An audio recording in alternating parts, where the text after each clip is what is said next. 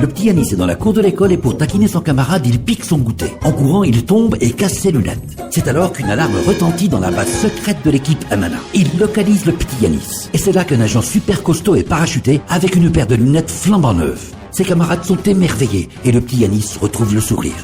L'équipe Amana Assurance, une protection qui rassure. Amana, likum ou li'azazalikum. Cette émission vous est présentée par Amana, assurance prévoyance et santé.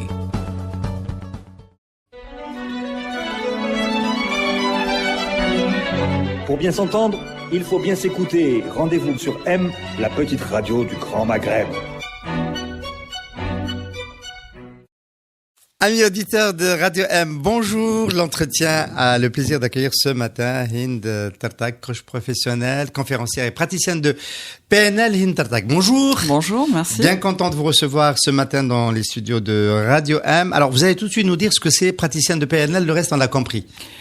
Alors, praticienne déjà, je vous dis ce que c'est la programmation peut-être neurolinguistique. C'est un nom qui fait un petit peu peur parce qu'on parle de programmation, mais en fait, c'est de l'apprentissage.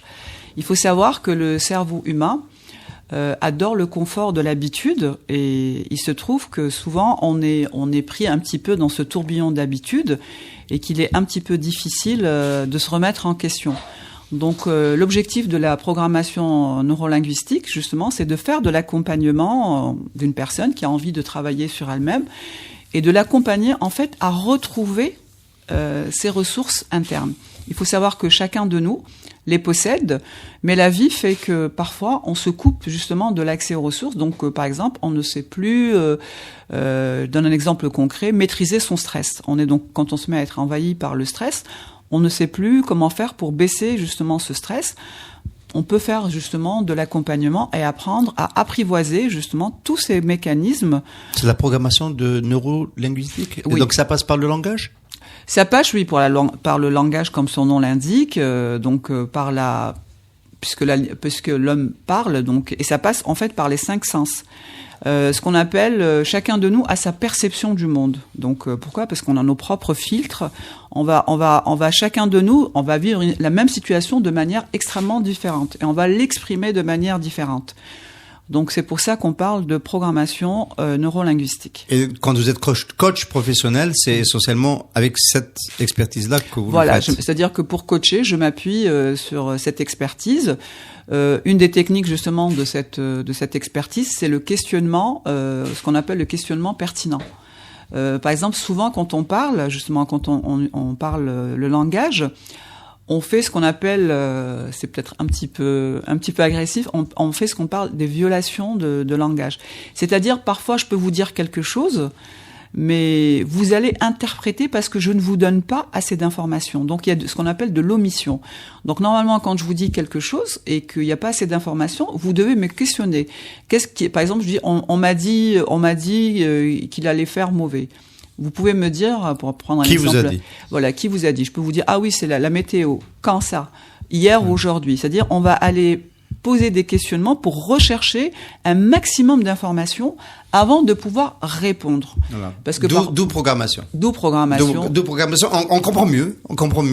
Mais peut-être qu'un jour, je vais vous réinviter sur ce thème spécifiquement. Aujourd'hui, vous êtes là surtout pour votre 3e qualité, celle de conférencière. Oui. Vous êtes conférencière, mais vous organisez aussi des conférences. La prochaine de Meetup Event, la première édition en 2019, c'est le 9 février au Théâtre National d'Algérie. Tout à fait. Et vous avez 2 conférenciers, vous allez nous en parler.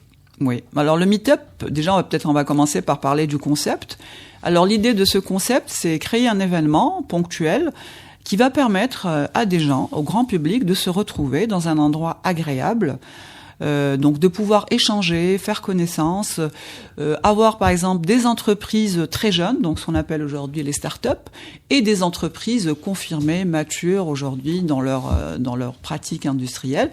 Donc faire rencontrer justement les différents acteurs, le grand public de manière générale, donc ça s'adresse pas qu'aux professionnels, et leur offrir une plateforme agréable d'échange. Évidemment, donc cette rencontre va être nourrie par des conférences, donc des conférenciers.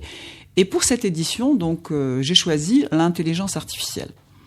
Donc ça peut peut-être faire peur, cette intelligence artificielle. Tout dépend de comment elle est présentée et qui l'introduit.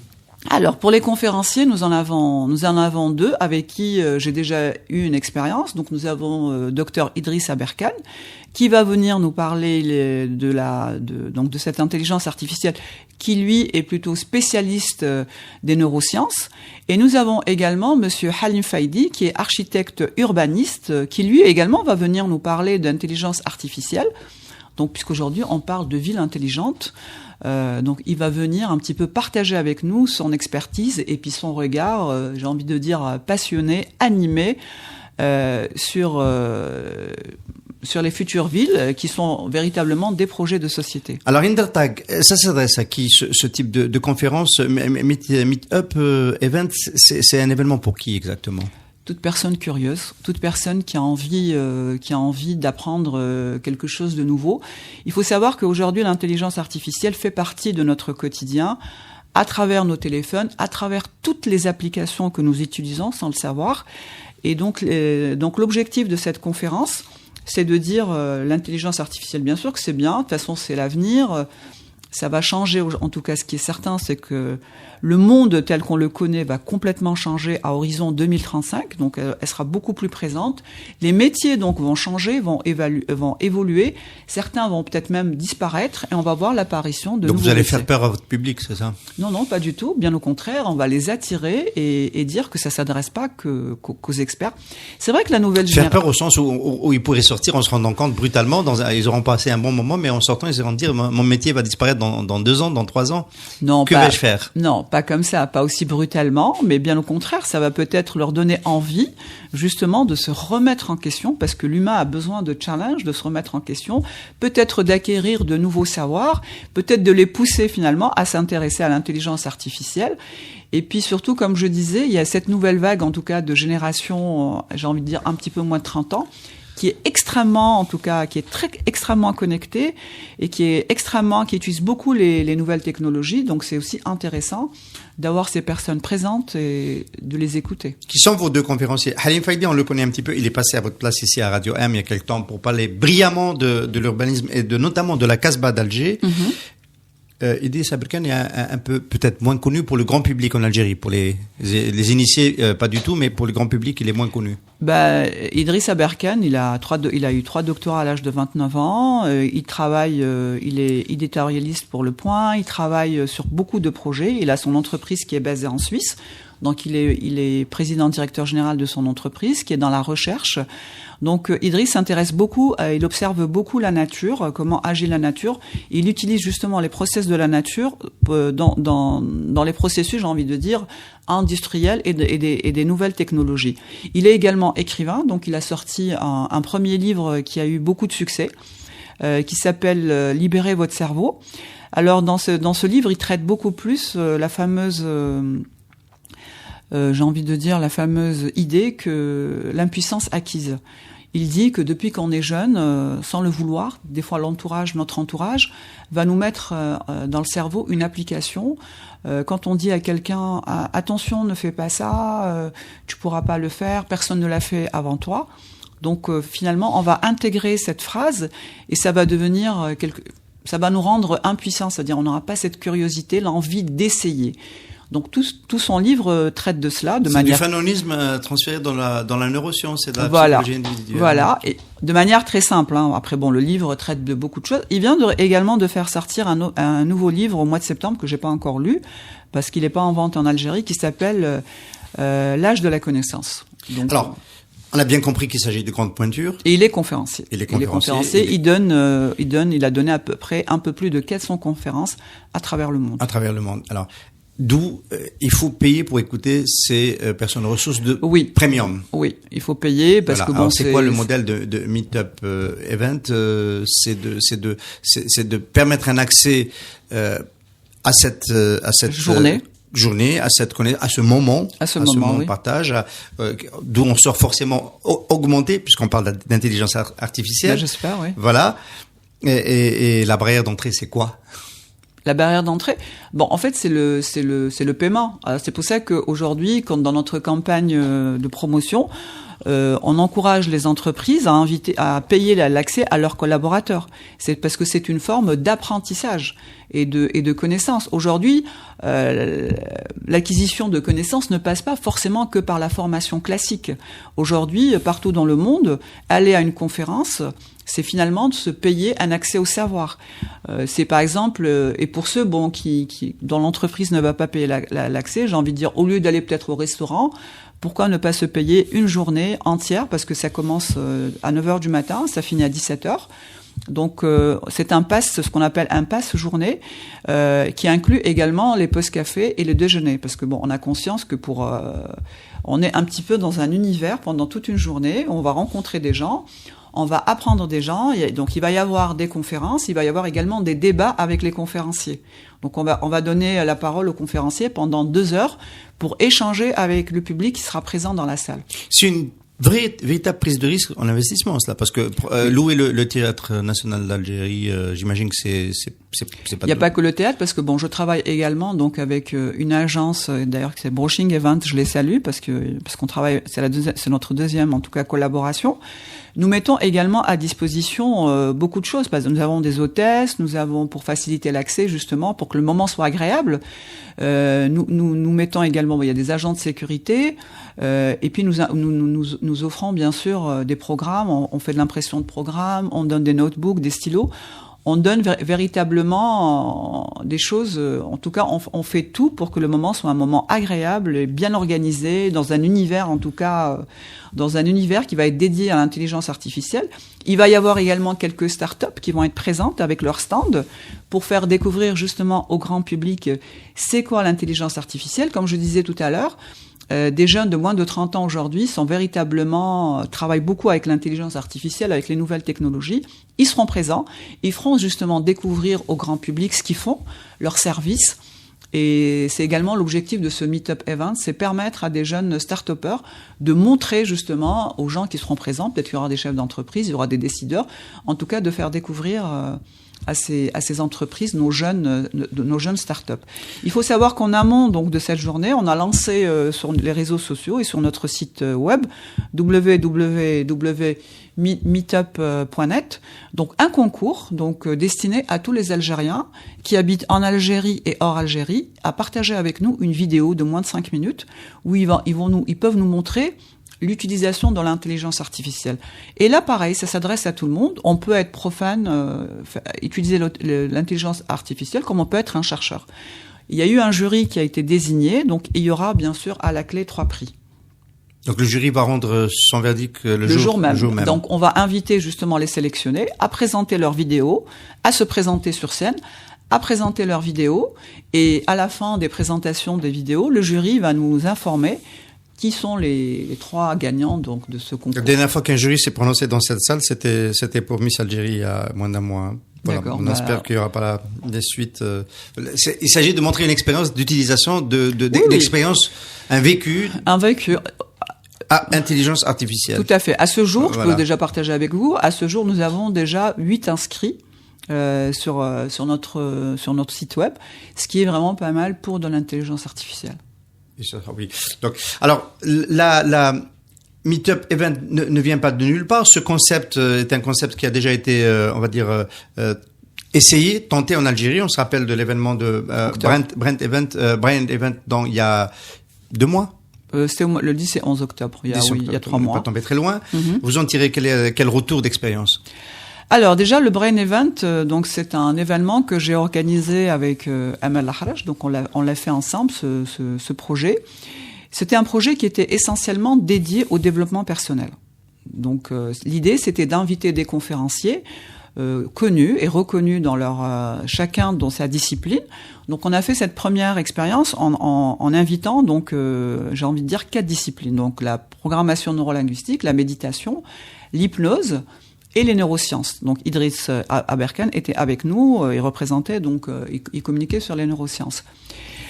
Donc ça s'est très très bien passé, 2 jours à l'opéra et justement l'un des reproches l'opéra d'Alger, oui. L'opéra d'Alger. Donc l'un des reproches qui a été fait justement par le public, c'est que ça s'est passé en semaine. Donc on nous avait demandé de faire ce genre d'événement plutôt le week-end. Donc c'est pour ça que cette fois-ci je suis partie sur la formule du samedi. Après, bon, l'événement s'est très bien passé. On a été très très contente des retours qu'on a eus, très très positifs. À ce stade, hein, tout de suite. Oui. Nous, communicants, quand on a reçu Brent Raven dans le visage, entre guillemets, parce que ça déboulait c'est nouveau comme concept. Oui. Voilà, ça se positionne vraiment premium, avec un tarif d'accès très élevé. Voilà, très élevé. C'était autour de 20 000 dinars. Oui, 20 000 dinars. Voilà, 20 000 dinars en semaine, etc. On s'est dit, c'est qui cette agence qui a pris ce risque d'inviter 5 sommités en n'étant pas tout à fait certain sur la capacité à vendre, à placer ce produit dans les publics algériens, parce que c'est tout à fait nouveau. C'est vraiment, vous avez créé un marché. Oui, donc, est-ce que en amont, vous avez eu cette intuition qu'il y avait une demande dans les publics en Algérie, notamment parmi les élites, mais pas seulement, de recevoir ce type de connaissances, ce type de discours, de vivre ces moments-là? Ou est-ce que c'est juste un pari que vous avez pris comme ça sur la base d'une intuition? Voilà. C'est pas sur la base d'une intuition, j'ai envie de dire, oui, c'est un pari que j'ai pris sur la base d'une passion. Parce que moi-même, je me déplace beaucoup à l'étranger pour aller assister à des conférences.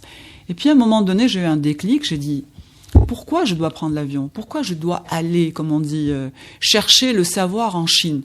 Pourquoi je ne ferais pas venir la Chine en Algérie? Qu'est-ce qui m'empêche aujourd'hui de faire venir des conférenciers? Donc, comme je déplaçais beaucoup déjà, j'allais assister. Donc, il y avait quand même un réseau de conférenciers à l'étranger qu'on connaissait. Donc, vous savez, c'est plus simple quand vous avez une connexion. Il faut savoir que ces conférenciers, on les connaissait pas du tout personnellement. Donc, on a été assisté à des conférences. Et à la fin, quand ils finissent, on a été leur parler de le projet de vouloir organiser une conférence en Algérie. Ils sont très ouverts et très curieux, donc tout de suite ils nous ont dit OK. Et finalement, quand on est rentré, on a commencé à réfléchir. Mais ce qui est certain, et ça, avec le recul, en tout cas je parle de moi et de mon expérience, c'est que à aucun moment je n'ai eu de doute. C'était extraordinaire, c'était incroyable. C'est-à-dire, je sais pas, tout au fond de moi que ça marcherait et que ça ne pouvait que marcher. Et ça a marché? Oui, ça a marché puisqu'on a eu quand même 700 personnes. Présente. C'est vrai que nous avons été pour un premier projet sur quelque chose de premium, je veux dire les coûts qui sont derrière, c'est ce qui justifie aujourd'hui le prix du billet, étaient énormes. Je veux dire la location de l'opéra, offrir le déjeuner, les postes café, bon, énormément de coûts, mais on a tenu à faire un événement de qualité. C'est-à-dire on ne voulait pas faire l'impasse sur la qualité, parce que je sors beaucoup également à Alger, et souvent on me dit oui, mais c'est mal organisé, les gens ne mettent pas les moyens. Eh ben, on a mis tous les moyens en tout cas nécessaires pour que ça se passe bien pour le participant. Et je pense que le retour qu'on a eu a été juste extraordinaire. On a également cette brillante idée de mettre en avant avec les conférenciers des réussites algériennes. Et là, on est parti un petit peu, on a invité en tout cas des réussites de différents sexes, de différents âges, de différentes expériences, puisqu'on avait Monsieur Safi Boutella, on avait justement Halim Faidi qui a fait sensation ce jour-là, qui a eu énormément de succès. On a eu un coach, on a eu un jeune Algérien qui vit en Irlande, qui travaille pour Google, qui est venu partager un petit peu son parcours, puisque c'est un Algérien qui a eu son bac en Algérie, qui a fait ses études en Algérie, qui a décroché un poste à l'étranger. Tout ça pour dire aux gens, quand on a un rêve et qu'on a quelque chose dans lequel on croit, il faut y aller. C'est-à-dire, il faut y aller. Alors, à ce stade-là, quand même, pour le modèle économique, on a une petite déformation professionnelle à Radio M, on est un peu tourné vers les modèles économiques. Oui. À l'ère des réseaux sociaux, du digital, d'Internet, qui fait que les barrières d'accès à la connaissance et au savoir sont en train de tomber, que les rattrapages, les gaps technologiques se rattrapent plus vite. Voilà, on a plein de gens qui font avec des tutos aujourd'hui, font des bons en avant dans la formation. Est-ce que votre concept, il n'est pas un peu décalé, parce qu'à un moment donné, on peut toujours retrouver une intervention d'Idriss Aberkane sur Google ou sur YouTube, ou une intervention de Halim Faidi qui va dire à peu près la même chose. Qu'est-ce qui fait que c'est différent quand on va dans la conférence et qu'on est en présence physiquement de ces personnes? C'est différent au niveau de la sensation, parce que déjà, on est dans une salle, on est dans un univers, on est un petit peu coupé de l'extérieur, et surtout, c'est un moment qu'on va, comme moi je dis, qu'on va s'offrir à soi-même. L'humain quand il se sent intelligent, ça lui fait plaisir. Donc il est heureux de se sentir intelligent. Et être dans une plateforme. Ça libère de l'endorphine, ça. C'est comme le sport. C'est comme le sport, exactement, de l'endorphine. Et puis quand on échange, quand on est face à un conférencier, moi Idriss, je l'avais beaucoup vu. Ça fait 4 ans que je le suis sur les réseaux sociaux. Je connais pratiquement toutes ses conférences. Mais le voir sur scène et pouvoir échanger avec lui, c'est quelque chose de complètement différent. En termes de sensations, de ressentis, de rencontres qu'on peut faire également, puisqu'il y a eu pas mal de rencontres, il y a eu pas mal d'échanges, il y a eu pas mal d'échanges de cartes de visite. Et puis, il y a peut-être aussi des gens qui se disent que finalement, ce mode d'apprentissage, il est très intéressant. Et c'est pour ça qu'aujourd'hui, quand on regarde ce qui se passe en Europe, on voit véritablement l'émergence des conférences. Mais aujourd'hui, même en Europe, c'est un business qui est en train d'exploser. C'est quelque chose à laquelle on revient parce que finalement, l'humain, il a besoin, malgré, comme vous dites, l'accès aux tutos, l'accès à toutes les conférences sur le web, il n'y a aucun souci, sur YouTube. Mais on a toujours besoin justement d'être en lien avec soi et avec les autres. Donc, mais à propos d'accès, ce premier événement de Brand Event, il n'y a pas d'image. Vous êtes bien arrangé pour qu'il n'y ait rien qui sorte. Parce qu'on a essayé de savoir ce qui s'était passé. Voilà, on n'a pas partagé, mais par exemple pour le. Vous avez enregistré, mais vous n'avez pas partagé. On n'a pas encore partagé. Je sais pas si ça va être partagé, mais bon, pour ce que je peux dire, c'est que même quand on partage pas tout. On va partager des moments des conférenciers, d'accord. Donc on va pas tout partager. Mais bon, je pense que j'ai envie de dire, ce genre de choses, c'est un moment qui se vit. Donc c'est quelque chose que quand on le vit, c'est comme le cinéma. Quand vous voyez votre film chez vous à la maison, parce qu'on a tous les DVD, c'est pas comme quand vous allez au cinéma. Quand vous allez au cinéma, vous êtes vraiment dans l'univers. Il y a le son, il y a la lumière, il y a tout ça qui fait ça. Après, c'est des choix. C'est l'envie, c'est un choix personnel. Alors, on a bien compris qu'il y avait un topic développement personnel dans cet événement d'opéra, le précédent, le Print Event. Est-ce que vous allez... D'abord, c'est quoi déjà le développement personnel exactement? Pour nous, le grand public, c'est ce concept... C'est de l'apprentissage. C'est comment vous pouvez faire du développement personnel à travers différentes disciplines. D'accord? À travers différentes disciplines, il y en a pas une meilleure que l'autre. Vous pouvez aller vers l'hypnose, vous pouvez aller vers de la méditation. Il a plus l'impression que c'est de la thérapie.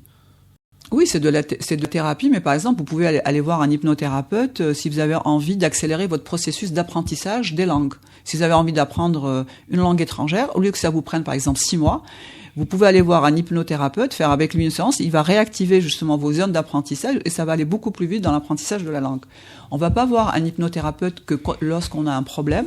On peut aller voir un hypnothérapeute ou un coach quand on a envie d'améliorer sa performance également. C'est-à-dire, parce qu'il y a beaucoup d'idées reçues autour de l'hypnose et autour du développement personnel, mais vraiment, c'est pas ça. Le développement personnel, c'est encore, comme je vous l'ai dit tout à l'heure, c'est l'accès à ses propres ressources pour faciliter justement une meilleure prise en charge des potentielles barrières qu'on peut avoir dans sa vie. C'est véritablement ça. C'est assez simple. Donc ça va sur des thématiques stress, apprentissage, peur de la prise de parole en public, par exemple, également, certaines choses qui peuvent vous handicaper dans votre vie de tous les jours et empêcher, par exemple, votre ascension professionnelle. Alors, Meetup Event ne va pas rester que sur le développement personnel. Alors, l'idée, justement, pourquoi j'ai eu envie de créer un nouveau concept, alors que j'étais dans le Brain Event, c'est qu'après mûre réflexion, je me suis dit, est-ce que je vais réduire cela qu'à du développement personnel? La réponse est non. Donc, c'est vrai que 70% dans le Meetup, ça va être du développement personnel, mais je peux également intégrer des sujets qui font l'actualité, comme l'intelligence artificielle, peut-être demain des sportifs, parce que c'est toujours intéressant d'avoir le point de vue d'un sportif.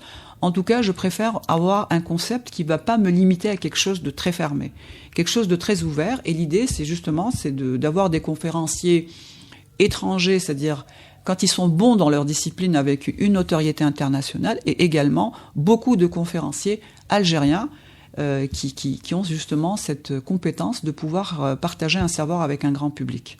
Alors, il y a dans cette, on va dire, nouvelle orientation éditoriale, il y a de nouveaux horizons qui s'ouvrent. Qu'est-ce qu'on peut imaginer comme conférencier demain à Alger avec, on va dire, ce repositionnement éditorial? On peut imaginer un grand sportif.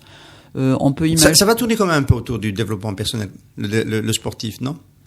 En fait, l'idée c'est de dire, non pas que ça peut bien sûr. L'idée c'est d'aller vraiment sur l'humain, c'est-à-dire de dire aux gens, on est responsable de sa propre vie. Donc prenez en main votre vie. C'est-à-dire le changement commence à l'intérieur de nous. Et on peut également avoir des gens. Ce qui est intéressant justement, par exemple sur l'intelligence artificielle, d'avoir un Halim Faidi ou un Idriss Aberkan, c'est finalement savoir questionner quelque chose, c'est-à-dire c'est le questionnement pertinent. Quand on a une problématique ou on voit quelque chose, on a tendance à vouloir se précipiter et émettre, si je puis me permettre, un jugement sur la chose. Mais avant d'émettre un jugement, c'est bien d'apprendre finalement à questionner, à aller chercher plus d'informations, à challenger finalement cette information avant de pouvoir se faire une opinion.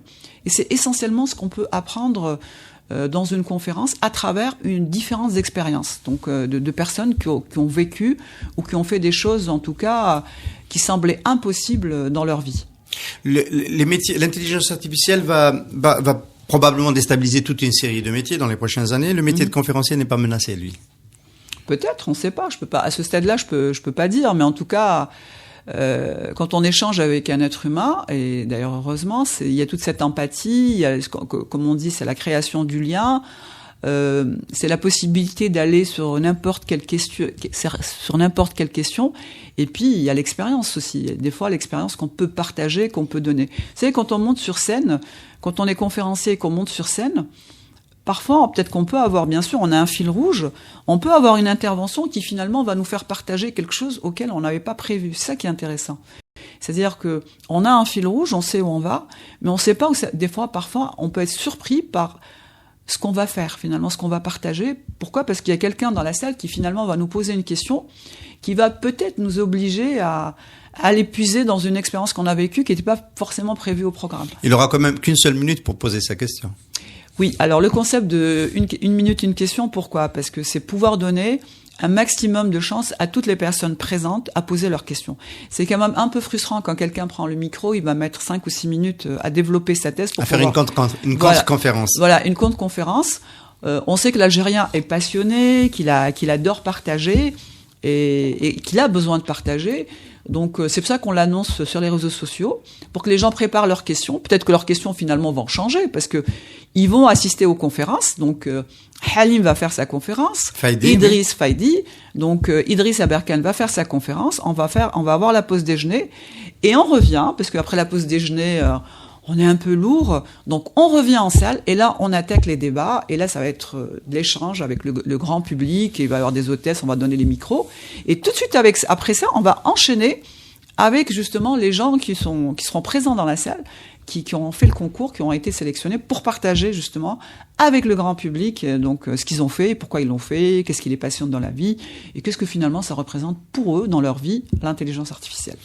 On a déjà envie d'être le 9 février au TNA. On vous attend nombreux. On vous attend avec l'équipe de Broaching Event. On vous attend nombreux.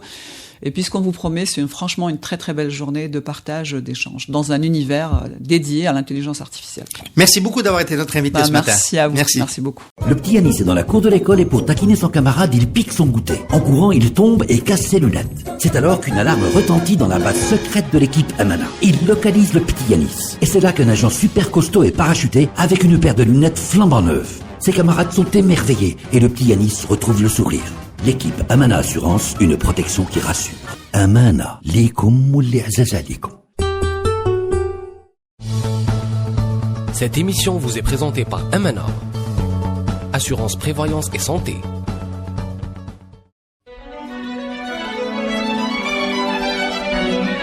Pour bien s'entendre, il faut bien s'écouter. Rendez-vous sur M, la petite radio du Grand Maghreb.